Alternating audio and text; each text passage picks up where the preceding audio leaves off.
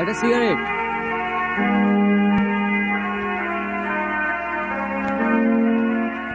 এই যে ভাই।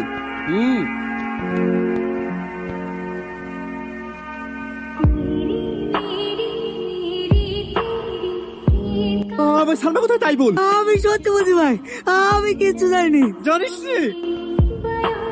বুঝি বুঝি।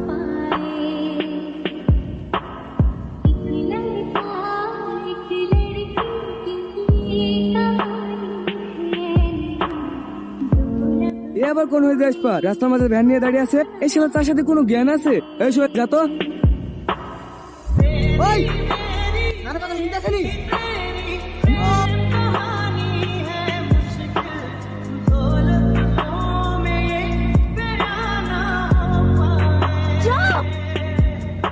পুলিশের দল সব।